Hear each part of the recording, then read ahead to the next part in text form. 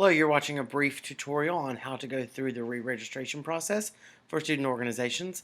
My name is John Michael. I'm the coordinator for the Center for Student Organizations. To begin, you're going to want to start off on the front page of AUinvolve. To get to this page, you can go to auburn.edu/AUinvolve or go to the students page on the Auburn website, and under popular applications, AUinvolve will appear. First thing you need to do once you're on this page is to log in with your Auburn University username and password. So now that you are logged in and you are on the front page, your personal front page, there are two ways that you can get to your organization. The first would be under My Shortcuts, then select the organization you would like to go through, or you can go through Organizations and search for the organization that you're going to be coming up with. For this sample, we're going to be using the Involvement Ambassadors as an example of what you can do. So as you search for the Involvement Ambassadors or for your organization, in this directory you will click Register this organization, or on the actual page of the organization you can click Register. Please remember that the individual that clicks the Register button will become the primary contact of the organization once the registration is approved. So there are 8 quick steps you're going to want to go through. First, please read through these rules that are requirements for becoming a student organization or maintaining a student organization. Then you're going to want to make sure your updated profile is correct. You go through and you just read and make sure that what we have about your organization is accurate, or you can add more information here. Scroll through, you're able to link your Facebook, link your Twitter, etc.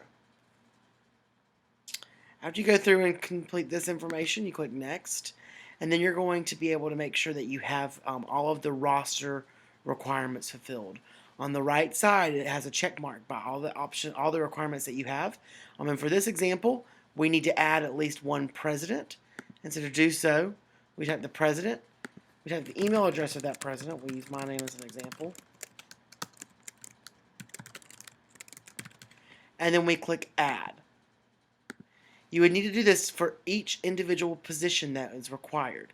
Reminder, you must maintain at least 10 students on your roster at all times. We encourage you to have a full, accurate roster. If you would like to upload any, or you can see below any of the people that are currently on your roster if you need to add them as a position. Or if you would like to add a large amount of students to your roster, you may click on Member List and put all of their university email addresses, and they will be sent an email inviting them to become a member.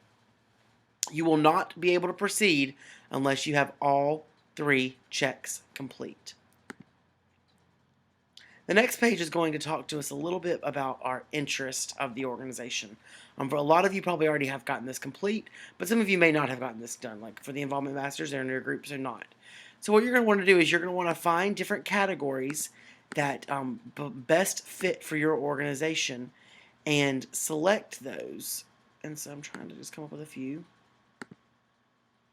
categories we can do right here. And then you're going to want to rank the interests based off of how they best fit your organization. The importance of doing this is that this summer new students will be going through AUinvolve and ranking their own interests, and this AUinvolve will then provide each of those students with recommended organizations and events that best fit their personal interests. On the next page, you're going to want to assign a category. Please only assign one category for your organization. Finally, step 6 is an upload of your constitution and bylaws. We would like to have this information so that we are able to keep an accurate record of what each organization is doing. You may upload this in Word or PDF. If you do not have a copy of your Constitution and bylaws, please contact John Michael Ream, and I'll be happy to let you come by and scan a copy of your Constitution and bylaws from our organization files. Step 7 is for us to make sure that we have all of the advisor information for you. That is correct.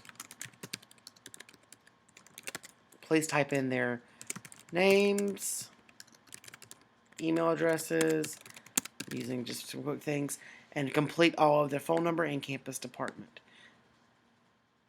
And then the final step is to make sure that we know what dues and what income you were charging. This is good for us to maintain accurate records for your organization, like your tax ID number, but also good for us whenever our involvement ambassadors are meeting with students for them to be able to have an idea of how much it may cost to charge or to be a part of an organization. After completing all of these steps, the final thing you must do is submit your application or your registration for approval. Any member invitations that you have put on your rosters and you become the primary contact will only occur after the submission is approved by the Center for Student Organizations. If you have any questions, please contact the Center for Student Organizations in Suite 3130 of the Student Center, or you may email John Michael Ream directly at roehmjm@auburn.edu. If you have any other questions about AUinvolve, please feel free to contact us as well. We hope that you have a great summer and are looking forward to fall semester.